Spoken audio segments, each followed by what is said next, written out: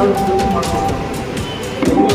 ಎಲ್ಲ ಪಕ್ಷದವರು ಸೇರಿ ಒಂದು ಪ್ರತಿಭಟನಾ ಸಭೆ ಮಾಡಬೇಕು.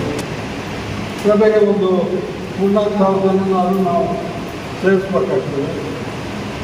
ಎಲ್ಲ ಹಳ್ಳಿಗೆ ಹೋಗಿ ಇದೇ ರೀತಿ ನಾವು ಹಳ್ಳಿಗೆ ಹೋಗ್ಬಿಟ್ಟು ಸಭೆ ಮಾಡಿ ಅವರೆಲ್ಲರನ್ನೂ ಕೂಡ ಮನವೊಲಿಸಿ ಇದು ತಾಲೂಕು ಬೇಕಾಗಿರೋದು. ತಾಲೂಕು ಆಡಳಿತ ಪ್ರತಿಯೊಬ್ಬ ನಾಗರಿಕನಿಗೂ ಬೇಕಾಗ್ತದೆ.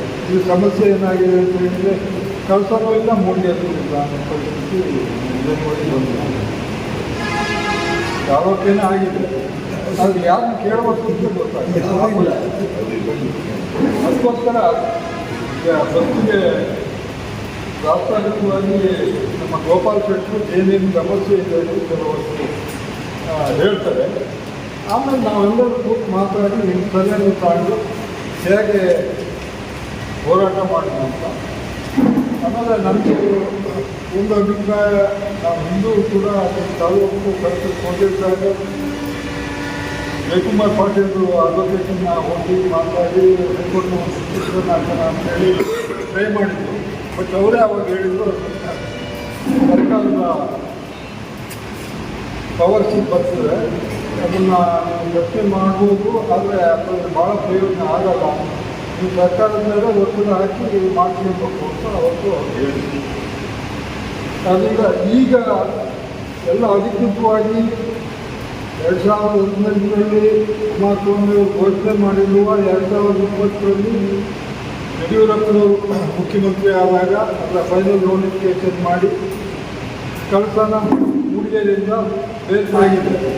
ಅದು ಯಾರನ್ನು ಕೇಳಬೇಕು ಅಂತ ಗೊತ್ತಾಗ್ತದೆ. ಅದಕ್ಕೋಸ್ಕರ ಬಸ್ಸಿಗೆ ರಾಷ್ಟ್ರೀಯವಾಗಿ ನಮ್ಮ ಗೋಪಾಲ್ ಶೆಟ್ಟರು ಏನೇನು ಸಮಸ್ಯೆ ಇದೆ ಅಂತ ಕೆಲವಷ್ಟು ಅಧಿಕೃತವಾಗಿ 2019ರಲ್ಲಿ ಕುಮಾರಸ್ವಾಮಿ ಅವರು ಘೋಷಣೆ ಮಾಡಿರುವ 2020ರಲ್ಲಿ ಯಡಿಯೂರಪ್ಪನವರು ಮುಖ್ಯಮಂತ್ರಿ ಆದಾಗ ಅದರ ಫೈನಲ್ ನೋಟಿಫಿಕೇಶನ್ ಮಾಡಿ ಕೆಲಸನ ಮೂಡಿಗೆರೆಯಿಂದ ಬೇರ್ಪಡಿಸಿ ಆಗಿದೆ. ಈಗ ಅದರ ಸರ್ಕಾರದ ಲೆವೆಲ್ನಾಗ ಎಲ್ಲ ಟೆಕ್ನಿಕಲ್ ಇದು ಕಂಪ್ಲೀಟ್ ಆಗಿದೆ. ಈಗ ಇಲ್ಲಿ ಆಡಳಿತನ ವ್ಯವಸ್ಥಿತವಾಗಿ ಮಾಡೋದಕ್ಕೆ ಸಂಬಂಧಪಟ್ಟ ಇಲಾಖೆಗಳನ್ನು ಇಲ್ಲಿಗೆ ನಿಯೋಜನೆ ಮಾಡಬೇಕು, ಕಟ್ಟಡಗಳನ್ನು ಮಾಡಬೇಕು. ಇವನ್ನೆಲ್ಲ ಮಾಡಿಕೊಂಡು ಆದಷ್ಟಾಗ 3 ದಿವಸದಿಂದ ಸುಮ್ಮನೆ ಗೊತ್ತಿದೆ. ನಾನೇ ಒಂದು ಖಾತೆ ಚೇಂಜಿಗೆ ಕೊಟ್ಟಿದ್ದು 1 ವರ್ಷದ ಮೇಲೆ ಖಾತೆ ಚೇಂಜಿಗೆ ಕೊಟ್ಟಿದ್ದೆ. ಕೋರ್ಟ್ ಆರ್ಡರ್ ಆಗಿದೆ. ಇವತ್ತುವರೆಗೆ ಅದು ಈಗ ಅಲ್ಲಿಗೆ ಹೋದರೆ ನೀವು 2 ದಿವಸ ಒಳಗೆ ಬರ್ತಿದೆ. ಮೊಬೈಲಾಗೆ ತೋರಿಸ್ತೀವಿ, ಅದೇನು ನಮ್ಗೆ ಅರ್ಥ ಆಗಲ್ಲ. 2 ದಿವಸ ಒಳಗೆ ಆಗ್ತದೆ. ಈ ಪರಿಸ್ಥಿತಿ ಆದರೆ ನಿಮ್ಮ ಪಾಪ ಅವರಿಗೆ ಪಾಪ ಕಾಕೋಡಿಲ್ಲ, ಓಡಾಡ್ಬರ್ತಿಲ್ಲ, ಅಥವಾ ಹೆಣ್ಮಕ್ಳಿಲ್ಲ, ಅವ್ರು ಇದೇ ಕೆಲಸಕ್ಕೆ ಆಗ್ತಿದೆ. ಮೊದಲು ಅವ್ರಿಗೆ ಮೂಡಿಗೆರೆ ಒಂದೇ ಕಳ್ಕೊಳ್ಳೋದು ಆಗಲ್ಲ. ಸಕ್ರಿಯವಾಗಿ ಸ್ವಲ್ಪ ಯುವಕರ ಕಮಿಟಿ ಮಾಡ್ತೀನಿ. ನೆಕ್ಸ್ಟು ಯಾವತ್ತೂ, ಯಾಕಂದರೆ ಭಾಳ ಡಿಲೇ ಮಾಡೋದು ಬೇಡ.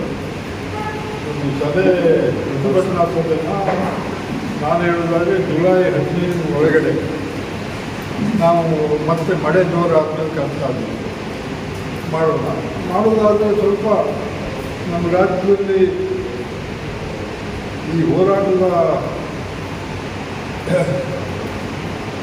ನಾಯಕತ್ವ ವಹಿಸಿದವರು ಯಾರನ್ನಾದ್ರೂ ಸ್ವಲ್ಪ ನಾವು ಕಾಂಟ್ಯಾಕ್ಟ್ ಮಾಡಿ ಕಳಿಸ್ಬೇಕು. ಅಂಥ ವ್ಯಕ್ತಿಗಳನ್ನು ನಾವು ಕಳಿಸ್ಬೇಕು, ಹೀಗೆ ಮಾಡಬೇಕು. ಅದು ಕಾನೂನುಬದ್ಧವಾಗಿ ಅದರ ಕರ್ತವ್ಯವನ್ನು ನಡೆಸ್ಕೊಂಡು ಅದಕ್ಕೆ ಯಾರೋ ಒಬ್ಬ ಒಳ್ಳೆಯ ವ್ಯಕ್ತಿನ ನಾವು ಕಳಿಸ್ಬೇಕಾಗ್ತದೆ. ಈ ಹೋರಾಟ ಏನು ಲಕ್ಷ್ಮಣಾಚಾರ್ಯ, ಈಗ ಅದನ್ನು ನೀವೆಲ್ಲ ಕೂತು ಚರ್ಚೆ ಮಾಡಿ ಯಾರೋ ಒಬ್ಬರ ನಮ್ಮ ಕಳಿಸಿದಲ್ಲಿ ನಾವೆಲ್ಲ ಹೋರಾಟಕ್ಕೆ ಜನ ಒಟ್ಟು ಮಾಡೋದಕ್ಕೂ ಮತ್ತೊಂದಕ್ಕೆ ನಾವು ಇರ್ತೀವಿ. ಆದರೆ ಸರ್ಕಾರದ ಜೊತೆ ಹುಡುಕ್ಬೇಕಾದ್ರೆ ಅದಕ್ಕೊಬ್ಬರು ಸರಿಯಾದ ವ್ಯಕ್ತಿ ನಮಗೆ ಬೇಕಾಗ್ತದೆ ಇಂಥ ಕೆಲಸಗಳು. ಈ ಒಂದು ಹೋರಾಟದ ರೂಪುರೇಷಕ್ಕೆ ಯಾಕೆ ತಯಾರಿ ನಡೆಸ್ತಿದ್ದೀವಿ ಅನ್ನೋದು ಒಂದು ಮುಖ್ಯ ವಿಚಾರ. ಯಾಕೆಂದರೆ ನಮ್ಮ ತಾಲೂಕು ಘೋಷಣೆ ಆಗಿದೆ. ಈಗಾಗಲೇ 2018ರಿಂದ ಒಂದು ತಾಲೂಕು ಘೋಷಣೆ ಆಗಲಿಕ್ಕೆ ನಾವು ಈ 4 ಪಕ್ಷಗಳು ಕೂಡ ಭಾರಿ ಪ್ರಯತ್ನ ಪಟ್ಟು ಕ್ಲಿಷ್ಟಕರ ಸಂದರ್ಭದಲ್ಲಿ ಸಮ್ಮಿಶ್ರ ಸರ್ಕಾರದ ಉದಯ ಆಯಿತು. ಆ ಸಂದರ್ಭದಲ್ಲಿ ಕುಮಾರಸ್ವಾಮಿ ಅವರನ್ನು ನಾವು ಈ ಸಂದರ್ಭದಲ್ಲಿ ನಾವು ಭಾರಿ ಆತ್ಮೀಯವಾಗಿ ಪ್ರೀತಿಪೂರ್ವಕವಾಗಿ ಸ್ಮರಣೆ ಮಾಡಿಕೊಳ್ಬೇಕು ಕಳಸಾದ ಜನ. ಯಾಕೆಂದರೆ ಅವರು ಈ ಭಾಗಕ್ಕೆ ಬಂದು ಇನಾಮು ಹೋರಾಟದಲ್ಲೆಲ್ಲ ಇದ್ದು ಈ ಭಾಗದ ಜನರ ಸಮಸ್ಯೆಯನ್ನು ಅರ್ಥಿದ್ರಿಂದ ಇವತ್ತು ಕಳಸಾ ತಾಲೂಕಾಗಲಿಕ್ಕೆ ತಾಲೂಕಿನ ಘೋಷಣೆ ಆಗಲಿಕ್ಕೆ ಒಂದು ಸಹಕಾರಿಯಾಗಿದೆ ಅಂತ ನಾನು ಈ ಸಂದರ್ಭದಲ್ಲಿ ಅವರ ಪರವಾಗಿ ಯೋಚನೆ ಮಾಡಲಿಕ್ಕೆ ಇಷ್ಟಪಡ್ತೇನೆ. ಅವರ ಒಂದು ಯೋಚನೆ ನಮಗೆ ಇದು ಒಂದು ನಮ್ಮ ಕಳಸಾ ತಾಲೂಕು ಇರುವವರೆಗೂ ನಮ್ಮ ಜನ ಚಿರಋಣಿ ಆಗಿರಬೇಕು ಅವರಿಗೆ. ಒಂದು ಎರಡನೇದು ಇವತ್ತು ತಾಲೂಕು ಘೋಷಣೆ ಆದಮೇಲೆ ಸರ್ಕಾರಗಳ ಬದಲಾವಣೆ ಆಗಿದ್ದಾವೆ. ಬದಲಾವಣೆ ಆದಾಗ ಕೆಲಸಗಳು ನಡಿಬೇಕಿತ್ತು. ಈಗಾಗಲೇ ಅಚ್ಚಂಪುರ ಬೇರೆ ಬೇರೆ ಕಡೆ ಎಲ್ಲ ಬೇರೆ ಬೇರೆ ಕೆಲಸಗಳು ನಡೆದು ಹೋಗಿದ್ದಾವೆ. ಇಲ್ಲಿ ನಮ್ಮಲ್ಲಿ ಈ ಹಿಂದೆ ಜನಪ್ರತಿನಿಧಿ ಕೂಡ ಪ್ರಯತ್ನ ಮಾಡಲಿಲ್ಲ ಅಂತ ನಾವು ತಿಳ್ಕೊಳ್ಬೇಕಾಗುತ್ತೆ. ಈಗ ಬಂದಂತ ಮಾಡ್ತಾ ಇಲ್ಲ, ಇದು ಮುಖ್ಯ ವಿಚಾರ. ಯಾಕೆಂದರೆ ಒಬ್ಬ ಚೀಫ್ ಮಿನಿಸ್ಟರ್ ಆದವನಿಗೆ ಅಲ್ಲ ಬೇರೆ ಬೇರೆ ಇದಾದವನಿಗೆ ಗೊತ್ತಿರುವುದಿಲ್ಲ. ಅಲ್ಲಿ ಈಗ ಮುಖ್ಯಮಂತ್ರಿ ಸಿದ್ದರಾಮಯ್ಯನವರಿಗೆ ಇಲ್ಲಿ ಬೇಕಾದಂಥ ಸವಲತ್ತುಗಳನ್ನು ಕೊಡಬೇಕಂತ ಮನಸ್ಸಿರ್ಬೋದು. ಆದರೆ ಇಲ್ಲಿಂದ ನಾವು ಯಾರನ್ನು ಚುನಾಯಿತರನ್ನಾಗಿ ಮಾಡಿದ್ದೀವಿ, ಅವರು ಈಗ ಇದಕ್ಕೆ ಸ್ಪಂದಿಸ್ತಾ ಇಲ್ಲ. ಆಡಳಿತ ಪಕ್ಷದ ಸದಸ್ಯರೂ ಸ್ಪಂದಿಸ್ತಾ ಇಲ್ಲ, ನೇರ ನನ್ನ ಇದು ಆಡಳಿತ ಪಕ್ಷದ ಸದಸ್ಯರೂ ಸ್ಪಂದಿಸ್ತಾ ಇಲ್ಲ. ಹಾಗೆ ನಮ್ಮ MLA ಅವರು ಕೂಡ ಸ್ಪಂದಿಸ್ತಾ ಇಲ್ಲ ಅನ್ನೋದು ನನ್ನ ನೇರ ಆಪಾದನೆ. ಎರಡನೇದು, ನಾವು ಕೂಡ ಈ ಹಿಂದೆ ಕಳಸಾದ ಜನ ಭಾರಿ ಹೋರಾಟಗಳಲ್ಲಿ ಭಾರಿ ಇದನ್ನು ಪಡ್ಕೊಂಡಿದ್ದೇವೆ. ಅದನ್ನು ನಾವು ಕೂಡ ಯೋಚನೆ ಮಾಡಿಕೊಳ್ಬೇಕು.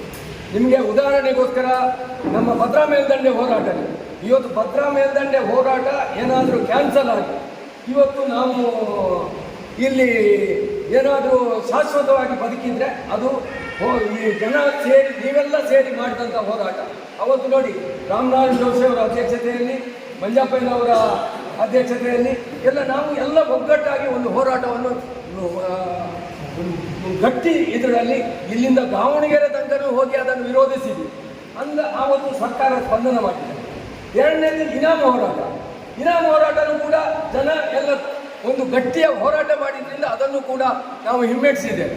ಹಾಗಾಗಿ ಕಳಸಾದಲ್ಲಿ ನಾವೇನಾದರೂ ಸವಲತ್ತನ್ನು ಸರಿಯಾಗಿ ಸರ್ಕಾರದಿಂದ ಪಡ್ಕೊಳ್ಬೇಕು ಅನ್ನೋ ಯೋಚನೆ ಇದ್ದರೆ ನಮಗೆ, ನಾವು ಕಳಸಾದ ಜನ ಎಲ್ಲ ಪಕ್ಷ ಭೇದ ಬಂದು ಒಟ್ಟಾಗಬೇಕು. ರಾಜಕೀಯ ಸಂದರ್ಭದಲ್ಲಿ ರಾಜಕಾರಣ ಮಾಡೋಣ, ಅದು ಬೇರೆ. ಆದರೆ ಕಳಸಾದ ಅಭಿವೃದ್ಧಿ ಬಗ್ಗೆ ಏನಾದರೂ ಚಿಂತನೆ ಮಾಡಬೇಕಾದ್ರೆ ನಾವು ಪಕ್ಷ ಭೇದ ಮರೆತು ಎಲ್ಲರೂ ಒಗ್ಗಟ್ಟಾಗಿ, ಇವತ್ತು ನಾವು 4 ಜನ ಅಂತ ತಿಳ್ಕೊಳ್ಳೋದು ಬೇಡ, ನಾವು ಎಲ್ಲರೂ ಒಗ್ಗಟ್ಟಾಗಿ ಹಿಂದೆ 2 ಉದಾಹರಣೆ ಕೊಟ್ಟಿದ್ದೇವೆ ನಾವು. ಹಾಗಾಗಿ ಪಕ್ಷ ಭೇದ ಮರೆತು ನಾವು ಕಳಸಾ ತಾಲೂಕು ಇವತ್ತು ಸಣ್ಣ ತಾಲೂಕು. ನಾವು ಮನಸ್ಸು ಮಾಡಿದರೆ ಕಳಸಾ ತಾಲೂಕನ್ನು ಭಾರಿ ಚೆನ್ನಾಗಿ ಕಟ್ಟಿ ಬೆಳೆಸ್ಬೋದು. ಯಾಕೆಂದರೆ ನಾವು ಗಟ್ಟಿಯಾಗಬೇಕು. ಇವತ್ತು ಅಧಿಕಾರಿಗಳು ನಾವು ತಾಲೂಕು ಆಫೀಸಿಗೆ ಹೋಗುವಾಗಿಲ್ಲ, ಭ್ರಷ್ಟಾಚಾರ ತಾಂಡವಾಡ್ತಿದೆ, ಎಲ್ಲ ಕಡೆಯೂ ತಾಂಡವಾಡ್ತಿದೆ. ಅದು ಕಳಸಾದಲ್ಲಿ ಈಗ ಪ್ರಥಮವಾಗಿ ಆಗ್ತಾ ಇದೆ. ಅದನ್ನು ಭ್ರಷ್ಟಾಚಾರ ನಡೆಯದಿದ್ದಾಗೆ ತಡೆಯುವಂಥ ಶಕ್ತಿ ಇವತ್ತು ನಮಗೆ ಮಾತ್ರ ಇರೋದು. ನಾವೆಲ್ಲ ಒಗ್ಗಟ್ಟಾಗಿ ಹೋದರೆ ಇವತ್ತು ಭ್ರಷ್ಟಾಚಾರವನ್ನು ತಡಿಬೋದು, ಅಧಿಕಾರಿಗಳನ್ನು ಪ್ರಶ್ನೆ ಮಾಡ್ಬೋದು, ಒಳ್ಳೆಯ ಅಧಿಕಾರಿಗಳನ್ನು ಹಾಕಿಸಿಕೊಳ್ಳಿಕ್ಕೂ ಕೂಡ ನಮ್ಮ ಹೋರಾಟ ಮುಖ್ಯ. ಈ ಹಿಂದೆ ಬಸವರಾಜ್ ಅನ್ನುವ ತಹಸೀಲ್ದಾರ್ ಬಂದರು, ಇವ್ರದ್ದೇ ಕೇಸು, ನಾವು ಎಷ್ಟೆಲ್ಲ ಇದು ಮಾಡಿದ್ವು ಅಂದರೆ ಅದನ್ನು ಹೇಳಬಾರ್ದು. ಅಂಥ ಒಬ್ಬ ಅಧಿಕಾರಿಗಳನ್ನು ತಂದು ಇಲ್ಲಿಗೆ ಹಾಕ್ತಾರಂದರೆ ಇದು ನಮ್ಮಲ್ಲಿ ಒಗ್ಗಟ್ಟಿಲ್ಲ ಅನ್ನೋದು ಅರ್ಥ ಆಗ್ತದೆ. ಅಧಿಕಾರಿಗಳನ್ನು ಕೂಡ ನಾವೆಲ್ಲ ಒಗ್ಗಟ್ಟಿದ್ದು ಫೇಸ್ ಮಾಡಬೇಕು. ಹಾಗೆ ಏನಿದೆ ನಮ್ಮ ಕಳಸ ಎಲ್ಲರಿಗೂ ಗೊತ್ತಿದೆ, ನಾವೇನು ಹೇಳಬೇಕಂತಿಲ್ಲ. ಕುದುರೆಮುಖ ರೋಡು ಯಾವ ಪರಿಸ್ಥಿತಿಯಲ್ಲಿದೆ, ಗ್ರಾಮಾಂತರ ಪ್ರದೇಶದ ರೋಡ್ಗಳು ಯಾವ ಪರಿಸ್ಥಿತಿಯಲ್ಲಿದೆ, ಬೇರೆ ಎಲ್ಲಿ ಹೋದ್ರು ಈಗ ನಾವು ಕಾರ್ಕಳ ಹೋದರೆ ಪ್ರತಿ ಗ್ರಾಮಾಂತರದಲ್ಲಿ ರೋಡ್ಗಳು ಅಷ್ಟು ಚೆನ್ನಾಗಿದ್ದಾವೆ. ಇದು ನಮ್ಮ ಒಂದು ಈ ಭಾಗದ ಶಾಸಕರಾಗಿ ಆಯ್ಕೆಯಾಗಿ ಹೋಗ್ತಾರಲ್ಲ ಅವ್ರದ್ದೇ ವೈಫಲ್ಯ ಬಿಟ್ಟರೆ ಆಡಳಿತದಲ್ಲಿ ಏನು ಬರ್ತಾರೆ, ಯಾರೇ ಬರ್ಬೋದು, ಆಡಳಿತದಲ್ಲಿ ಬರುವವರು ಅದನ್ನು ಸರಿಯಾಗಿ ತಗೊಂಡು ಹೋಗಲಿಕ್ಕೆ, ಅದನ್ನು ಸರಿಯಾಗಿ ತಗೊಂಡೋಗಿ ಅಲ್ಲಿ ಶಾಸನ ಸಭೆಯಲ್ಲಿ ಮಾತಾಡಲಿಕ್ಕೆ ಅವರಿಗೆ ಇಚ್ಛಾಶಕ್ತಿಗಳು ಬೇಕು. ಆ ಇಚ್ಛಾಶಕ್ತಿಗಳಿಲ್ಲದೆ ಬೇರೆ ಬೇರೆ ರೀತಿಯಲ್ಲಿ ಹೋದರೆ ಇದು ಸರಿ ಬರುವುದಿಲ್ಲ. ಅದಕ್ಕೋಸ್ಕರ ನಾವು ಒಬ್ಬೊಬ್ಬರು ಹೋರಾಟ ಮಾಡಿದರೆ ಇದರಿಂದ ಏನೂ ಸಾಧನೆ ಮಾಡಲಿಕ್ಕಾಗಲ್ಲ. ಈಗ ನಾವೇ ಒಬ್ಬರು ಹೋರಾಟ ಮಾಡಿದರೆ ಏನೋ ಒಂದು 500 ಜನ ಸೇರಿಸಿ ಒಂದು ಪ್ರತಿಭಟನೆ ಮಾಡ್ಬೋದು, ನಮ್ಮಷ್ಟಕ್ಕೆ ನಡೀತಾ ಹೋಗ್ತದೆ. ಈ ಹಿಂದೆ ಕೂಡ ನಾವು ಏನಾದರೂ ಗೆದ್ದಿದ್ರೆ ನಾಗರಿಕ ಹೋರಾಟ ಸಮಿತಿ ಅಂತ ಮಾಡಿಕೊಂಡು, ಭದ್ರಾ ಮೇಲ್ದಂಡೆ ವಿರೋಧಿ ಹೋರಾಟ ಸಮಿತಿ ಅಂತ ಮಾಡಿಕೊಂಡು, ಇನಾಮ್ ವಿರೋಧಿ ಹೋರಾಟ ಸಮಿತಿ ಅಂತ ಮಾಡಿಕೊಂಡು ಎಲ್ಲ ಪಾರ್ಟಿಯವರು ಸೇರಿ ನಾವು ಸಕ್ಸಸ್ ಆಗಿದ್ದೀವಿ. ಇದು ಕೂಡ ಎಲ್ಲ ಪಾರ್ಟಿಯವರು ಸೇರಿ ನಾವು ಹೋರಾಟವನ್ನು ಮಾಡಬೇಕು. ನಾವು ಆ ಹೋರಾಟದಲ್ಲಿ ಕಳಸದ ಸಮಗ್ರ ಅಭಿವೃದ್ಧಿ ಬಗ್ಗೆ ಮತ್ತು ಕಳಸ ತಾಲೂಕಿನ ಒಂದು ಭ್ರಷ್ಟಾಚಾರ ರಹಿತ ಆಡಳಿತ ಕೊಡುವ ಹಾಗೆ ನಮ್ಮ ಒಂದು ಸಮಿತಿ ರಚನೆ ಆಗಬೇಕು. ಎಲ್ಲರೂ ಇದರ ಬಗ್ಗೆ ಕೇರ್ ತಗೊಂಡು, ಯೂತ್ಸು, ವಿವಿಧ ಸಂಘ ಸಂಸ್ಥೆಗಳು ಎಲ್ಲರೂ ಕೇರ್ ತಗೊಂಡು ನಾವು ಇದನ್ನು ಮುಂದುವರಿಸಬೇಕು. ಈ ಹೋರಾಟ ನಮ್ಮ ಇದರಲ್ಲಿ ಬೇರೆ ಬೇರೆ ಇದರಲ್ಲಿನೂ ಮಂಜಪ್ಪಯ್ಯ ಸಲಹೆ ಮಾಡಿದ್ದಾರೆ. ಒಂದು ಕಾನೂನು ವ್ಯಾಪ್ತಿಯಲ್ಲೂ ಮಾಡ್ಬೋದು, ಕಾನೂನು ವ್ಯಾಪ್ತಿಯಲ್ಲಿ ಅವ್ರು ಹೇಳಿದಾಗೆ ಮಾಡಲಿಕ್ಕಾಗುತ್ತೆ. ಕಾನೂನು ವ್ಯಾಪ್ತಿಯಲ್ಲೇ ಹೋದರೆ ಅದು ಬೇರೆ ಬೇರೆ ರೀತಿ ತಿರುಗು. ಈ ಕಡೆಯಿಂದ ನಮ್ಮ ಪ್ರತಿಭಟನಾ ಇವು ಕೂಡ ಚುರುಕಾಗಿ ನಡೆದರೆ ಅದು ಸರ್ಕಾರದ ಮಟ್ಟದಲ್ಲಿ ಹೋಗಿ ಚರ್ಚೆ ಆಗಿ ಅದು ಫಲಪ್ರದ ಆಗುತ್ತೆ ಅನ್ನೋದು ನನ್ನ ಒಂದು ನಾನು ಕಂಡಂಥ ಹೋರಾಟದ ಮನೋಭಾವನೆಯಲ್ಲಿ ಕಂಡಂಥ ಸತ್ಯ. ಮನಸ್ಸಿನಲ್ಲಿ ಬೇರೆ ಬೇರೆ ಇದ್ದರೂ ಅದನ್ನು ಬಿಟ್ಟಾಕಿ ನಾವೆಲ್ಲ ಒಗ್ಗಟ್ಟಾಗಬೇಕು ಅನ್ನೋದನ್ನು ನಾನು ಮೊದಲು ಎಲ್ಲರಿಗೂ. ನಿವೇಶನ ಸಮಸ್ಯೆ ಇದೆ, ನಿವೇಶನ ಪಕ್ಕ ಜಾಗ ಕೊಟ್ಟು 10 ವರ್ಷ 12 ವರ್ಷನೇ ನಾವು ಅದು ನಿವೇಶನ ರೈತರಿಗೆ ನಿವೇಶನ ಹಂಚಲಿಲ್ಲ. ಇದು ಪರಿಸ್ಥಿತಿ. ಇದು ಆಡುಪಾತ್ರಗಳು ಸಿಗಬೇಕು, ಅವರು ಮನೆ ಕಟ್ಟಿ ಕೂಡಬೇಕು, ಇಂಥ ಪರಿಸ್ಥಿತಿ ಒಂದೇ. ಕಳಸ ತಾಲೂಕು ಆಫೀಸ್ ಪೂರ ತೊಲಗಿಟ್ಟೋಗಿದೆ. ನಾವೆಲ್ಲ ಏನಾದರೂ ಒಂದು ರೀತಿಯಲ್ಲಿ ಹೋರಾಟ ಮಾಡಲಿಲ್ಲ ಅಂದರೆ ನಾವು ಸುಮ್ಮನೆ ತಾಲೂಕು ಮಾಡಿದ್ರೆ ವೇಸ್ಟ್ ಆಗುತ್ತೆ. ಅದರಿಂದ ದಯವಿಟ್ಟು ನಾವೆಲ್ಲ ಸೇರೋಣ ಅಂತ ಹೇಳಿದ್ರು. ಅದೇ ರೀತಿ ನಾವೆಲ್ಲರಿಗೆ ಹೇಳಿ ಸಾಧ್ಯವಾದಷ್ಟು ಇವತ್ತು ಇಂಪಾರ್ಟೆಂಟ್ ಜನ ಮಾತ್ರ, ಇಡೀ ತಾಲೂಕಿನ ಎಲ್ಲ ಹೇಳಲಿಲ್ಲ, ಇಂಪಾರ್ಟೆಂಟ್ ಯಾರಿದ್ದಾರೆ ಒಂದಷ್ಟು ಜನ ಸೇರಿಕೊಂಡು ಮುಂದೆ ಯಾವ ರೀತಿ ಒಂದು ಹೋರಾಟ ರೂಪಗೊಳ್ಳಬೇಕು. ಇದರ ಗ್ಯಾರಂಟಿ ನಾವು ಕಳೆದ 50-60 ವರ್ಷದ ಏನು ಹೋರಾಟ ಮಾಡಿ ತಾಲೂಕಾಯಿತು ಅದು ಪ್ರಯೋಜನವಿಲ್ಲದೆ ಆಗುತ್ತೆ. ಜನ ಈಗಾಗಲೇ ಬೀದಿ ಬೀದಿಲಿ ಬೈತಿದ್ದಾರೆ. ನಮಗೆ ಮುಂದೆ ಮೂಡಿಗೆರಿದ್ದಾಗಲೇ ಚೆನ್ನಾಗಿತ್ತು, ಇದು ಸರಿಯಿಲ್ಲ ಅನ್ನೋದು. ಇವತ್ತು ಕಳಸ ತಾಲೂಕು ಆಫೀಸಲ್ಲಿ ಸರಿಯಾದ ತಹಶೀಲ್ದಾರ್ ಇಲ್ಲ. ಮೊನ್ನೆ ಯಾರು ನಮ್ಮ ವಿಜಯವಾಣಿ ಪೇಪರ್ಲಿತ್ತು, 2 ವರ್ಷದಲ್ಲಿ 8 ಜನ ತಹಶೀಲ್ದಾರ್ ಬಂದಿದ್ದಾರೆ. ಮತ್ತು ಯಾರೂ ಸ್ಟಾಫ್ ಇಲ್ಲ, ಯಾರೂ ಇಲ್ಲ, ಏನೂ ಕೆಲಸ ಆಗ್ತಾಯಿಲ್ಲ. ಮಂಜಪ್ಪನವ್ರು ಯಾವುದೋ ಒಂದು ಭೌತಿಕ ಖಾತೆ ಅಂತ ಹೇಳಿ ವರ್ಷಾನುಗಟ್ಟಲೆ ಆಯ್ತು. ನಾನೊಂದು ಯಾವುದೋ ಒಂದು ಜಾಗದ ಚಕ್ಕು ಬಂದು ಕೇಳೋಕ್ಕೆ ರೆಕಾರ್ಡ್ ಕೇಳಿದ್ದೆ. ಚಕ್ಕು ಬಂದು ಮಾತ್ರ ವಾಣಿ ಕೊಟ್ಟೆ ಇಲ್ಲ, ಮೂಡಿಗೆಲ್ಲಿ ಕೇಳಿದ್ರಿಲ್ಲ, ಇಲ್ಲಿ ಕೇಳಿದ್ರಿಲ್ಲ. ಬರೀ ಒಂದು ಚಕ್ಕು ಬಂದು ಕೇಳೋಕ್ಕೆ ನನಗೆ 1 ವರ್ಷದಿಂದ ಆಗಲಿಲ್ಲ. ಇಷ್ಟು ಕುಲಗೆಟ್ಟಾಗಿದೆ. ಲಂಚ ಅಂತೂ ಸಂಪೂರ್ಣ ಆವರಿಸಿದೆ. ಅದೊಂದೇ ಅಲ್ಲ, ತಾಲೂಕು ಒಂದೇ ಅಲ್ಲ, ಇವತ್ತು ಕಳಸ ಕುದ್ರೆಮುಖ ರಸ್ತೆ ನಮ್ಮ ಅವಧಿಯಲ್ಲಿ ನಮ್ಮ ಸರ್ಕಾರ ಇದ್ದಾಗ ಶಾಸಕರು ಕುಮಾರಸ್ವಾಮಿ ಅವರಿದ್ದಾಗ ನಾವು ಎಷ್ಟೋ ಕೋಟಿ ರೂಪಾಯಿ ದುಡ್ಡು ಇಟ್ಟಿದ್ದು SK ಬಾರ್ಡ್ರಿಗೆ. ಆದರೆ ದೇವ್ರದಿಂದ ಅಲ್ಲಿ ಕಾಂಟ್ರಾಕ್ಟ್ ಮಾಡಲಿಲ್ಲ. ಆಮೇಲೆ ಬಂದವರು ಮುಂದೆ PWD ಇಲಾಖೆಯವರು ಅದನ್ನು ಸಂಪೂರ್ಣ ನಿರ್ಲಕ್ಷ್ಯ ಮಾಡಿದರು. ಹೀಗೆ ಪ್ರತಿಯೊಂದು ವಿಚಾರದಲ್ಲಿ ಇವತ್ತು ಸಂಪೂರ್ಣ ಕಳಸ ತಾಲೂಕು ಅಂದರೆ ಯಾರಿಗೂ ಬೇಡದ ವಸ್ತಾಗಿದೆ. ಇವತ್ತು ಪ್ರತಿಯೊಬ್ಬರು ಮೊನ್ನೆ ಮಂಜಪ್ಪಯ್ಯನವರು ಹೇಳ್ತಿದ್ರು, ಯಾವುದೇ ಇಲಾಖೆಯವರಲ್ಲಿ ವಾಸ ಇಲ್ಲ ಅಂತೇಳಿ. PWD ಅವರಿಲ್ಲ, ಜಿಲ್ಲಾ ಪಂಚಾಯತಿಯವರಿಲ್ಲ, ತೋಟಗಾರಿಕೆಯವರಿಲ್ಲ, ಸದಾ 27-28 ಇಲಾಖೆ ಉಂಟು. ಅತ್ಯಂತ ಪ್ರಮುಖ ಇಲಾಖೆಗಳು. ಫಾರೆಸ್ಟು ಇಲಾಖೆ ಒಂದು ಬಿಟ್ಟರೆ ಮತ್ತು ಯಾವ ಫಾರೆಸ್ಟು ಪೊಲೀಸು ಬಿಟ್ಟರೆ ಮತ್ತು ಯಾವ ಇಲಾಖೆಯವರು ಒಬ್ಬರು ಇಲ್ಲ.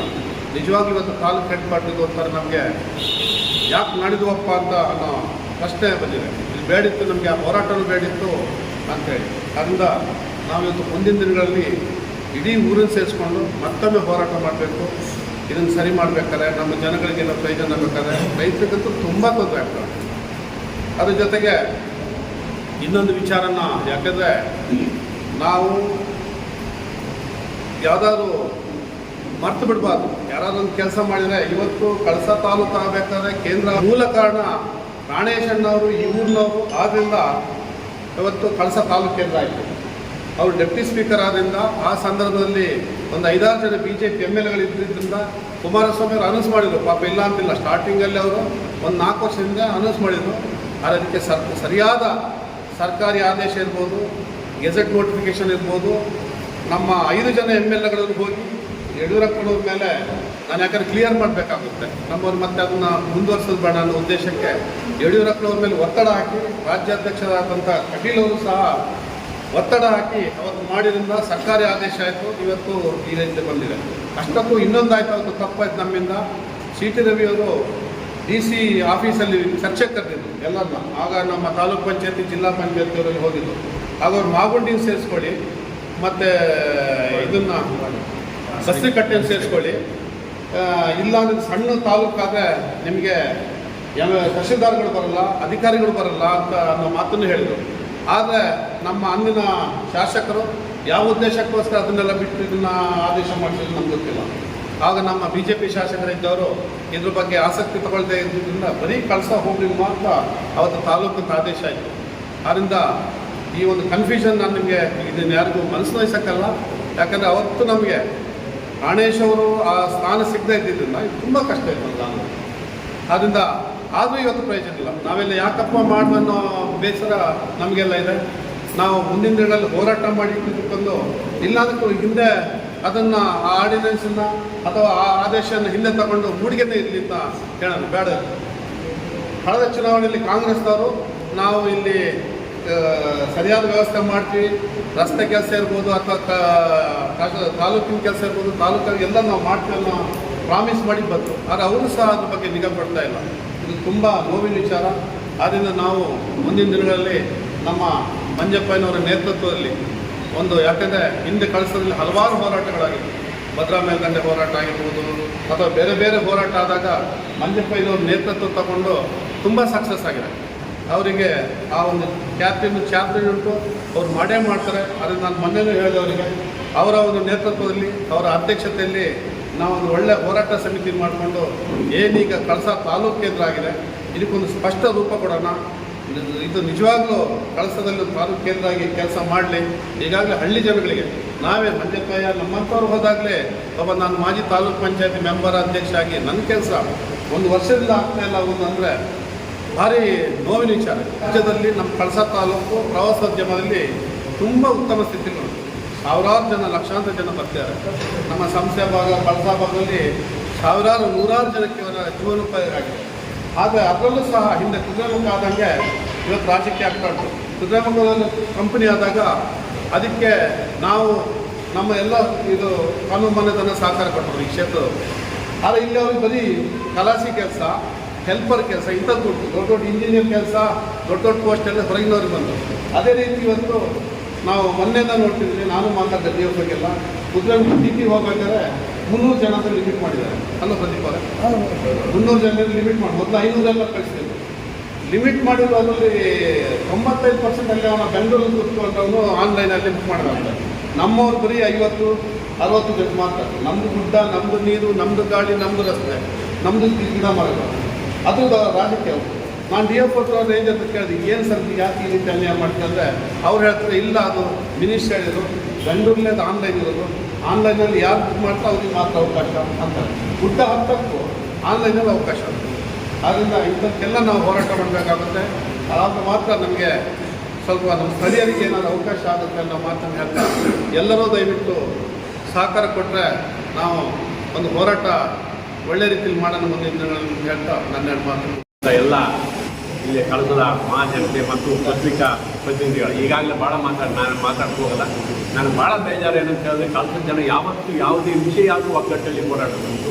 ಡ್ಯಾಮ್ ಆದ ಒಗ್ಗಟ್ಟು ಹೋರಾಟ್ವಿ, ಆಮೇಲೆ ಅರಣ್ಯ ಬಂದ ಒಗ್ಗಟ್ಟು ಹೋರಾಟ್ವಿ, ತಾಲೂಕಾದ ಒಗ್ಗಟ್ಟು ಹೋರಾಟ್ವಿ, ಎಲ್ಲ ಪಾರ್ಟಿಯಲ್ಲಿ ಹೋರಾಟ ನಾವು ಮಾಡ್ತೀವಿ. ಇಲ್ಲಿ ಬಹುಶಃ ಯಾರು ಬಂದಿಲ್ಲ, ನಾನು ಅವ್ರಿಗೆ ದೂರ ಹೇಳೋದಲ್ಲ. ಈಗ ನಾವು ಬರೋದು ಬೇಡ ಅಂತ ಅವ್ರೆ ನಾವು ಅನ್ಸಿದ್ರೆ ನಾಳೆ ಕಾಂಗ್ರೆಸ್ಸಲ್ಲಿ ಇರೋದು 1 ವಾರದೊಳಗೆ ಅವರೇ ಮಾಡಿಕೊಟ್ರೆ ಅವ್ರಿಗೆ ಕೈ ಮಾಡ್ತೀವಿ ನಾವು. ಈಗ ಅಧಿಕಾರ ಅವತ್ತು ಇರೋದ್ರಿಂದ ನಾವು ಒಂದು ಹೇಳಿದ್ರೆ ಅವ್ರು ಅರ್ಧ ಹೇಳಿ ಸಾಕಾಗ್ತದೆ. ಅವ್ರು ಬರ್ತಾ ಇಲ್ಲ.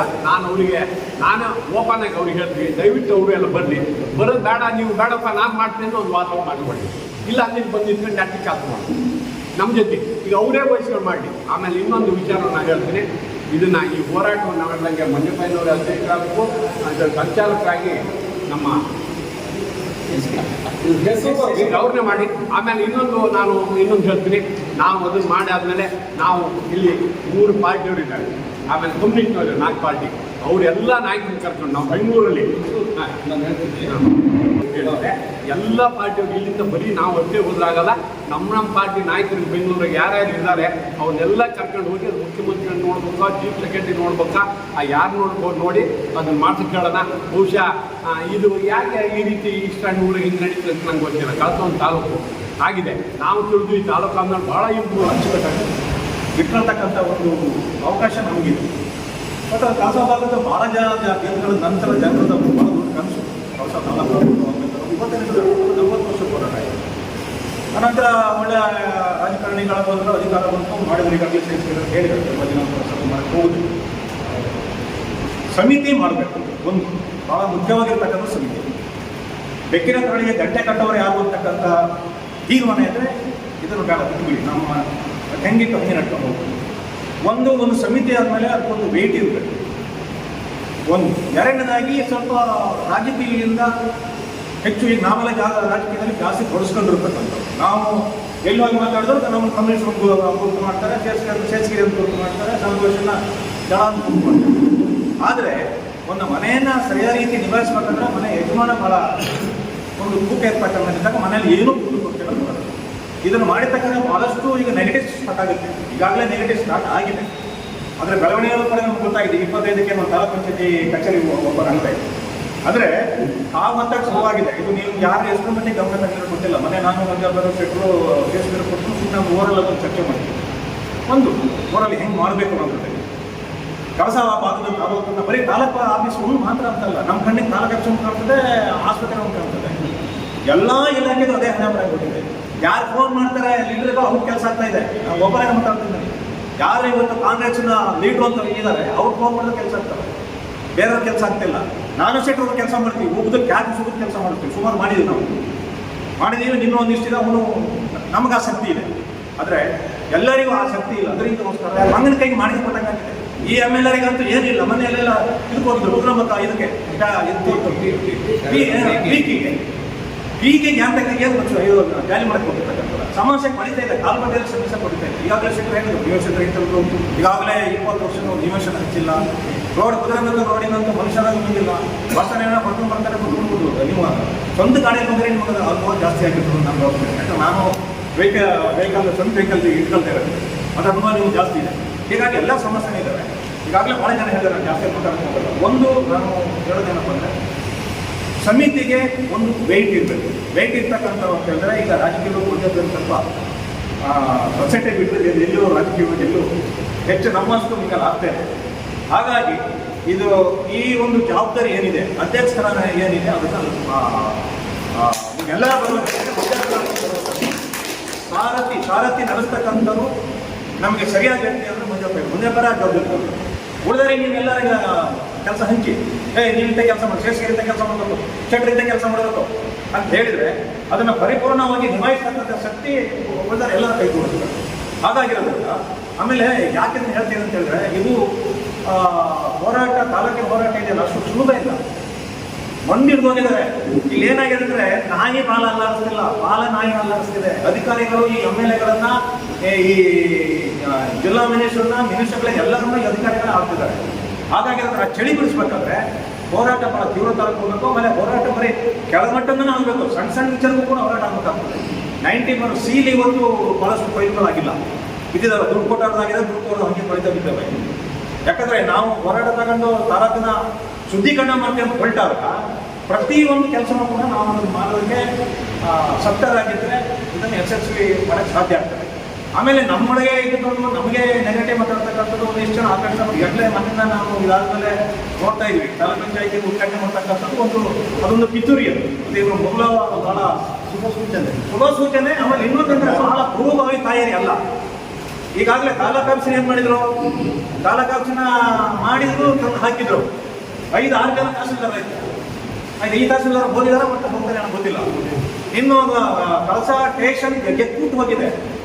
ಯಾಕೆಂದು ಹೇಳ್ತೀನಿ ಅಂದರೆ, ವೀಕೆಂಡಲ್ಲಿ ಬರ್ತಕ್ಕಂಥ ಟೂರಿಸ್ಟ್ಗಳು ಗಾಡಿ ಹಾಕಿದ್ರೆ ನೀವು ಹೇಗೆ ಗಾಡಿ ಇಟ್ಕೊಂಡ್ರೆ ಓಡಾಡೋಕ್ಕಾಗಲ್ಲ. ಸಾಮಾನ್ಯ ಜನರು ತಿರುಗಾಡ್ತಕ್ಕಂಥ ಪರಿಸ್ಥಿತಿ ಬಂದು ಹೋಗಿದೆ. ಏನು ಒನ್ವೇ ಇಲ್ಲ, ಒನ್ವೇ ಮಾಡ್ತಾ ಇಲ್ಲ. ಒನ್ವೇ ಮಾಡಿ ಕರೆಕ್ಟಾಗಿ ಕೊಟ್ಟರೆ ಯಾರಿಗೂ ಸಮಸ್ಯೆ ಆಗಲ್ಲ. ನಾವು ಈಗಾಗಲೇ ಒಂದ್ಸರಿ ನಾವು ಶಿಕ್ಷಣ ಹೋದಾಗ ಶ್ರಮಿಸ್ಕೊಂಡ್ರೆ ಓರಲಾಗಿ ಮಾತಾಡಿದ್ವಿ. ಅದನ್ನು ಒನ್ವೆಯನ್ನು ಕರೆಕ್ಟಾಗಿ ಮಾಡಿ ಅಂತ ಮಾಡಲಿಲ್ಲ. ಇವೆಲ್ಲವನ್ನೂ ಕೂಡ ನಾವು ಈ ಸಮಿತಿ ಮುಖಾಂತರ ಅವರಿಗೆ ಗಮನಕ್ಕೆ ತಂದು ಒತ್ತಾಯಿಸ್ತಕ್ಕಂಥ ಕೆಲಸನ ನಾವು ಆದಾಗ ತಾಲೂಕು ಪಂಚಾಯಿತಿನೂ ಒಂದು ವರ್ಷದ ಹಿಂದೆನೇ ಅಮೌಂಟ್ ಬಂದಿದೆ, 2 ಕೋಟಿ ಬಂದಿದೆ. ಆ 2 ಕೋಟಿಲಿ ಅವರ ಕಾಂಗ್ರೆಸ್ನ ಹಿಂಬಾಲಕರು ಎಲ್ಲೆಲ್ಲ ಮಾಡ್ತಿರ್ಬಿಟ್ಟು ಆಫೀಸ್ ಮಾಡೋದಕ್ಕೆ ಸಂಪೂರ್ಣ ವ್ಯವಸ್ಥೆನೂ ಅಲ್ಲಿ ಬಂದಿದೆ. ಕ್ಯಾಬಿನ್ಸ್ ಅಂತ ಕಳಸ ಗ್ರಾಮ ಪಂಚಾಯಿತಿಯಿಂದಲೇ 2 ಲಕ್ಷ ಅನ್ಕೋಣ, 2 ಲಕ್ಷ ಕೊಟ್ಟು ಕ್ಯಾಬಿನ್ಗಳ ಸಹ ಮಾಡಿ ರೆಡಿ ಮಾಡಿಕೊಟ್ಟಿದ್ದೆ. ಫರ್ನಿಚರ್ 3 ವರ್ಷ ಆಯಿತು ಪಂಚಾಯತಿ. ಮತ್ತು ಪಂಚಾಯತಿಲಿ ಆ ಲೈಬ್ರರಿ ಇಲ್ಲ, ನಮ್ಮ ತಾಲೂಕು ಸೇವೆ ಬಂದು ನಮ್ಗೆ ಬೇಕೇ ಬೇಕು ಲೈಬ್ರರಿ ಅಂತ ಅವ್ರಿಗೆ ಬಿಟ್ಕೊಟ್ಟೆ. ನಾವು ಬೇರೆ ಕಡೆಯಲ್ಲಿ ಶಿಫ್ಟ್ ಮಾಡ್ಕೊಂಡು ಅಡ್ಜಸ್ಟ್ ಮಾಡಿ, ಯಾಕಂದ್ರೆ ತಾಲೂಕು ತೊಂದರೆ ಆಗ್ತದೆ. ಈ ಥರ ಎಲ್ಲ ಮಾಡ್ಕೊಂಡು ಅದನ್ನ ಇನ್ನೂ ತನಕ ಅವ್ರು ಓಪನೇ ಮಾಡಲ್ಲ. ಈ ಕಡೆ ಲೈಬ್ರರಿ ಇದೆಯಲ್ಲ, ನೀವು ನೋಡಿರ್ಬೋದು ಲೈಬ್ರರಿ. ಆಮೇಲೆ ಇನ್ನೊಂದು ಹೇಳ್ತಾರೆ, ವೈಯಕ್ತಿಕ ಕೆಲಸ ಅಲ್ಲ, ಗ್ರಾಮ ಪಂಚಾಯತಿಯಿಂದ ಅರಮನ್ಮೂರ್ತಿ ಮತ್ತು ಪಕ್ಕದ ಜಾಗ ಈ ಸೊಸೈಟಿ ಗೋಡೌನು ಇದ್ರ ಸರ್ವೆ ಮಾಡ್ಬಿಟ್ಟಿದೆ. ಪಂಚಾಯತಿ ಅಧಿಕೃತವಾಗಿ ಲೆಟರ್ ಹಾಕಿದ್ರು ಸಹ ಇನ್ನೂ ಸರ್ವೆ ಮಾಡ್ಬಿಟ್ಟಿದೆ. ಆ ಕಿಟಿ ಭಟ್ರದ್ದು ಮತ್ತು ಅರಮನ್ಮೂರ್ತಿ ಸ್ವಲ್ಪ ಡಿಸ್ಪ್ಯೂಟ್ ಇದಾಗಿದೆ. ಪಂಚಾಯತ್ ಅಧಿಕೃತವಾಗಿ ಮತ್ತೆ ಇನ್ನೊಂದು 7 ಚಿಲ್ಲರೆ ಎಕರೆ ಕಳಸ ಪೇಟೆ ಮಧ್ಯಭಾಗದಲ್ಲಿ ಪಂಚಾಯತಿ ಹೆಸರಿದೆ. ಅದಕ್ಕೆ ಸರ್ವೆ ಮಾಡ್ಕೊಡಿ ಇಟ್ಕೊಡಿ ಅಂದರೆ 4-5 ವರ್ಷ ಆಯಿತು. ಇಲ್ಲಿ ತನಕ ಅವ್ರು ಮಾಡ್ಕೊಡೋಲ್ಲ. ಏನು ಲೆಟರ್ ಹಾಕಿದ್ರು ಅವ್ರಿಗೆ ಮಾಡ್ಕೊಡೋಕೆ ಬರುತ್ತೆ ಇಲ್ಲ ಗೊತ್ತಿಲ್ಲ. ಈ ಥರದೆಲ್ಲ ವ್ಯವಸ್ಥೆ ಇದೆ. ಜನ ಸಂಪರ್ಕ ಸಭೆ ಮಾಡಿದೆ 2-3 ಸಲ. ರೇಷನ್ ಕಾರ್ಡ್ನ ಒಬ್ಬರನ್ನ ಇಲ್ಲಿ ಅಜ್ಜೆಗೌಡರು ಅಂತಿದ್ರು, ಅವರಿಗೆ ಹಾಕ್ತೀವಿ ಅಂತ ರೇಷನ್ ಕಾರ್ಡ್ ಕಳಿಸ್ತಾರೆ ಕೊಡ್ತೀವಿ. ನೀವೆಲ್ಲ ಇದ್ವಿ. ಇಲ್ಲಿ ತನಕ ರೇಷನ್ ಕಾರ್ಡ್ ಆಗಲ್ಲ, ಮೂಡಿಗೆರೆಗೆ ಹೋಗ್ಬೇಕು. ಒಂದು ರೇಷನ್ ಕಾರ್ಡ್ ಮಾಡಿಸ್ಬೇಕು, ಮೂಡಿಗೆರೆಗೆ ಹೋಗ್ಬೇಕು. ಈ ಥರದ ವ್ಯವಸ್ಥೆ ಇದೆ. ಆಮೇಲೆ ಇದು ಕಳಸ ಹೋಬಳಿಯಲ್ಲಿರುವಂಥ 6 ಪಂಚಾಯತಿಯಲ್ಲಿ ಹಿಂದೆ ನಾವು ಇವರು ತಾಲೂಕು ಪಂಚಾಯತಿಯಲ್ಲೆಲ್ಲ ಆದಾಗ ಒಬ್ಬ ಜೂನಿಯರ್ ಇಂಜಿನಿಯರ್ ಕಳಿಸಲಿರೋದು, ಒಬ್ಬ ಜೂನಿಯರ್ ಇಂಜಿನಿಯರ್. ಈಗ ಒಬ್ಬ ಜೂನಿಯರ್ ಇಂಜಿನಿಯರ್ ಅಂತ ಕಳಿಸಲಿಲ್ಲ. ಈಗ 3 ವರ್ಷ 3 ವರ್ಷ ಮೇಲಾಯಿತು. ಯಾರೋ ವೀರಪ್ಪ ಹೋದ್ಮೇಲೆ ಒಬ್ಬ ಜೂನಿಯರ್ ಇಂಜಿನಿಯರ್ ಅಂತ ಕಳಿಸಲಿಲ್ಲ. ಮೂಡಿಗೆರೆಯಲ್ಲಿರೋನು ಅವ್ನು ಯಾರೋ ಒಬ್ಬನು ಕಳಿಸ್ತಾನೆ ಈ ವ್ಯವಸ್ಥೆ ಮಾಡ್ತಾರೆ. ಪಂಚಾಯತಿಗಳಲ್ಲಿ 5,000 ರೂಪಾಯಿ ಕೆಲಸ ಮಾಡೋದಕ್ಕೆ ಒಂದು ಬಿಲ್ ಬರೀತಂತ ನಮ್ಮ ಹುಡುಗರು ಅಲ್ಲಿ ಕಾಂಟ್ರಾಕ್ಟ್ ಮಾಡ್ತಿದ್ದಾರೆ. ಈಗ ನಮ್ಮದೇ ಒಂದು ಸಬ್ ಡಿವಿಷನ್ ಆಯಿತು ಅಂತ ಹೇಳಿ, ಮೂಡಿಗೆರೆ ಸಬ್ ಡಿವಿಷನ್, ಕಳಸ ಸಬ್ ಡಿವಿಷನ್ ಆಯಿತು. ಒಬ್ಬ ಇಂಜಿನಿಯರ್ ಇರ್ತಾರೆ, ಕಳಸ ಸುಮಾರು ಜನ ವಿದ್ಯಾವಂತರು ಹುಡುಗರಿದ್ದಾರೆ, ಕಾಂಟ್ರಾಕ್ಟ್ ಮಾಡ್ತಾರೆ. ಇವರು ಮಾಡ್ತಾ ಇದ್ದಾರೆ. ಕಾಂಟ್ರಾಕ್ಟ್ ಮಾಡೋರಿಗೆ ಎಷ್ಟು ಕಷ್ಟ ಇದೆ ಅಂತ ನಿಮಗೂ ಗೊತ್ತಿದೆ. ಮೂಡಿಗೆರೆ ಬಿಲ್ ಬಸ್ ಏನು ಬರೋಕ್ಕೆ ಎಷ್ಟು ಕಷ್ಟ ಇದೆ. ಕಳಸದ ಒಬ್ಬ ಇವರು ಸಹ ಕಾಂಟ್ರಾಕ್ಟ್ ಮಾಡ್ತಾರೆ, ಎಲ್ಲ ಬಿಟ್ಬಿಟ್ಟಿದೆ. ಈ ಥರದ ವ್ಯವಸ್ಥೆಗಳು ಸುಮಾರು ಇದ್ದಾವೆ. ಸಣ್ಣ ವಿಚಾರ. ಮೂಡಿಗೆರೆಯವ್ರು ಬಂದ್ಬಿಟ್ಟು ಇಲ್ಲಿ ಕಾಂಟ್ರಾಕ್ಟ್ ಮಾಡ್ತಾರೆ. ನೋಡಿ, ಯಾವುದೇ ಕೆಲಸಗಳು ನೋಡಿದ್ರು ಮೂಡಿಗೆರೆಯವ್ರು ಕೆಲಸ ಮಾಡ್ತಾರೆ. ಕಳಸದಲ್ಲಿ ಯುವಕರಿಗೆ ಉದ್ಯೋಗ ಸಹ ಸಿಗ್ತಾ ಇದೆ. ಈ ಥರ ವ್ಯವಸ್ಥೆ. ಅದರಲ್ಲಿ MLA ಈಗ 1.25 ವರ್ಷ ಆಯಿತು. ಇಲ್ಲಿ ತನಕ ಒಂದು ಜನಸಂಪರ್ಕ ಸಭೆಗೆ ಅವ್ರು ಅಟೆಂಡ್ ಆಗಿಲ್ಲ. ಸಾರ್ವಜನಿಕರು ಇಲ್ಲಿ ತನಕ ಕಳಸದಲ್ಲಿ ನನಗೆ ಗೊತ್ತಿದ್ದಂಗೆ ಎಲ್ಲೂ ಮೀಟ್ ಮಾಡಿಲ್ಲ. ಒಂದ್ಸರಿ ಪಂಚಾಯತಿಗೆ ಬಂದರು, 5 ನಿಮಿಷಕ್ಕೆ ಹೋದ್ರು, ಸೀದಾ ಎದ್ದೋದ್ರು ಬಿಟ್ಟರೆ ಇಲ್ಲಿ ತನಕ ಯಾವ ಸಾರ್ವಜನಿಕರ ಸಭೆನೂ, ಜನಸಂಪರ್ಕ ಸಭೆಗೂ ಎಂಟ್ರಿ ಆಗಿಲ್ಲ. ಯಾವುದಕ್ಕೂ ಬಂದಿಲ್ಲ. ಕೆಲವೊಂದು ವಿಚಾರಗಳು ನಾನು ಗಮನ ತರಲೇಬೇಕು. ಇದು ಫಾರೆಸ್ಟ್ ಡಿಪಾರ್ಟ್ಮೆಂಟಿಂದ ಈಗ ಹೇಳಿದ್ರು, ಊಟ ಕಟ್ಬೇಕಾದ್ರೆ 500-505 ರೂಪಾಯಿ ತಾಂತಾರೆ. 300 ಜನ ಅಂದರೆ ಒಂದು ದಿವಸಕ್ಕೆ 1.5 ಲಕ್ಷ ರೂಪಾಯಿ ಕಲೆಕ್ಷನ್ ಆಗ್ತದೆ. ಒಂದು ದಿವಸಕ್ಕೆ ಒಂದು ಇದರಲ್ಲಿ ಅದರಲ್ಲಿ ಒಂದು ಕುದುರೆಮುಖ ಪೀಕ್ ಒಂದು ಇಲ್ಲೂ ಎಷ್ಟೋ ಆಗ್ತದೆ. ಇಲ್ಲೆಲ್ಲ ಕಡೆ ಯಾದವಮಕ್ಕಿ ಅಲ್ಲೆಲ್ಲ ಇದೆ, ನೇತ್ರಾವತಿ ಪೀಕ್. ಆ ದುಡ್ಡಿಗೆ ಏನು ಮಾಡ್ತಾರೆ ಫಾರೆಸ್ಟ್ ಡಿಪಾರ್ಟ್ಮೆಂಟ್, ಏನು ಮಾಡುತ್ತೆ ಅಂತಲೇ ನಮ್ಗೆ ಗೊತ್ತಿಲ್ಲ. ಯಾವುದೇ ರೀತಿ ಗಮನಕ್ಕೆ ಬರ್ತಾ ಇಲ್ಲ. ಆ ದುಡ್ಡನ್ನ ಅಲ್ಲಿಗೆ ಹೋಗೋ ರಸ್ತೆ ಮಾಡಿದ್ರು, ಒಂದು ಸ್ವಲ್ಪ ಕಾಂಕ್ರೀಟ್ ವ್ಯವಸ್ಥೆ ಮಾಡಿದ್ರು ಮಾಡೋದು. ಅವ್ರು DF ಹತ್ರ ಕೇಳಬೇಕು, ಅರಣ್ಯ ಸಮಿತಿ ಅಂತ ಇರುತ್ತೆ, ಅದು DF ಹತ್ರ ಕೇಳಬೇಕು, ಅವ್ರ ಹತ್ರ ಕೇಳಬೇಕು. ನಮ್ಮ ಜನಗಳಿಗಾಗ ಕೆಲಸ ಮಾಡೋದಕ್ಕೆ ನಮ್ಮಲ್ಲಿ ಆಗ್ತಾ ಇಲ್ಲ. ಇದು ಈ ನಿಜವಾಗ್ಲೂ ಇರುತ್ತೆ. ಇದು ಹಗಲು ದರೋಡೆ. ಯಾಕೆಂದರೆ ಕುದುರೆಮುಖ ಪೀಕಿಗೆ ಒಂದಕ್ಕೆ 300 ಜನ, 300 2 ದಿವಸ ವಾರದಲ್ಲಿ ನಿಮಗೆಲ್ಲ ಸಂಸ್ಥೆಗಳಿಗೆ ಗೊತ್ತು, ಒಂದು 1,000 ಜನ ಈ ಟೈಮಲ್ಲಿ ಹೋಗ್ತಾ ಇದ್ದಾರೆ. ಒಂದು ವಾರದಲ್ಲಿ 5 ಲಕ್ಷ ಒಂದು ಕಲೆಕ್ಷನ್ ಆಗ್ತದೆ. 5 ಲಕ್ಷ ಏನು ಮಾಡ್ತಿದ್ದಾರೆ ಅನ್ನೋದು ಕೇಳುವಂಥ ವ್ಯವಸ್ಥೆನೇ ನಾವು ರೂಢಿಸ್ಕೋಬೇಕು. ಅವರು ಏನು ಮಾಡ್ತಿರೋದು ಸಾರ್ವಜನಿಕರಿಗೆ ಗೊತ್ತಿಲ್ಲ. ಈ ಥರದೆಲ್ಲ ವ್ಯವಸ್ಥೆ ಇದನ್ನೆಲ್ಲ ಕೇಳೋದಕ್ಕೆ ನಾವೊಂದು ಸಂಘಟನೆಯಾಗಿ ಅದನ್ನ ಆ ದುಡ್ಡನ್ನ ನಮ್ಮೂರಲ್ಲೇ ಅಭಿವೃದ್ಧಿಗೆ ರಸ್ತೆನೋ ಏನೋ ಮಾಡೋದಕ್ಕೆ ಉಪಯೋಗಿಸ್ಬೇಕು ಅಂತ ಹೇಳ್ತಾ ಈಗ ರಾಜ್ಯ ಸರ್ಕಾರ ಗುರುದ್ವಾರಕ್ಕೆ ವಿಷಯ ಮಾಡಿಲ್ಲ. ಬೆಂಗಳೂರಿಗೆ ಹೋಗೋಣ, ವಿಧಾನಸೌಧಗಳಿಗೆ ಹೋಗೋದು ಅಲ್ಲಲ್ಲ, ಒಂದು ಬೈ ಒಂದು ಹಂತ ಹಂತವಾಗಿ ಹೋಗೋಣ. ಅಲ್ಲ, ಹಂತ ಹಂತವಾಗಿ ಹೋಗ್ಬೋದು. ಜಿಲ್ಲಾ ಮಟ್ಟದಲ್ಲಿ ಮಾಡಬೇಕಾಗ್ಬೋದು, ರಾಜ್ಯ ಮಟ್ಟದಲ್ಲಿ ಮಾಡಬೇಕಾಗ್ಬೋದು, ಮಾಡೋದು. ಇದು ನಾವು ಯಾಕೆ ಈಗಲೇ ಜೊತೆಗೆ ಪೂಜೆಗವರು ಆಮೇಲೆ ಭಾಳ ಜನ ಇನ್ನೂ ಇದ್ದಾರೆ. ಅವ್ರನ್ನೆಲ್ಲ ಬಳಸ್ಕೊಂಡು ಮಾಡೋದು ಸುಲಭ ಅಂದ್ಕೊಂಡು ಆ ಚಾನಲ್ಲೇ ಬೆಟರ್. ಸುಮ್ಮನೆ ಬೇರೆ ನಾವು ಇದನ್ನು ಗಲಾಟೆ ಮಾಡುತ್ತೀವಿ. ಮನೆ ನೋಟಿಫಿಕೇಶನ್ ಅವರಿಗೆ ಆಗ್ತಿಲ್ಲ, ಬೇರೆ ದೇಶಗಳಿಗೂ ಅವ್ರ ಹಂಗೆ ಆಗ್ತದೆ. ಇದನ್ನು ಅನುಷ್ಠಾನಕ್ಕೂ ಅವ್ರ ಪಾಠದಲ್ಲಿ ನೀವು ಪ್ರಯತ್ನ ಮಾಡೋದು ಸರಿ ಅಂತ ನನಗೆ ಅನಿಸ್ತದೆ. ಯಾರು ಸೆಲೆಬ್ರಿಟಿ ನಿರ್ಮಾಣ ಮಾಡುವಂಥ ಕೆಲಸ ಅಲ್ಲ. ಒಂದಿನ ಬಂದ ಕಟ್ಟರೆ ಯಾವತ್ತೂ ಬರೋದು.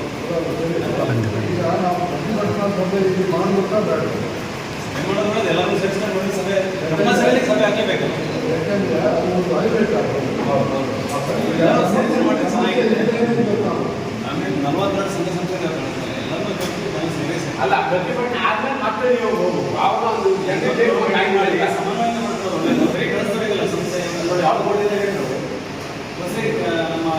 ವೆರಿಫೈ ಮಾಡಬೇಕು. ಅಲ್ಲಿವರೆಗೂ ಜನ ಬರ್ಬೋದು. ವಿಡಿಯೋ ನೋಡಿದ್ದಕ್ಕೆ ಧನ್ಯವಾದಗಳು. ಮುಂದಿನ ವಿಡಿಯೋದಲ್ಲಿ ಸಿಗೋಣ.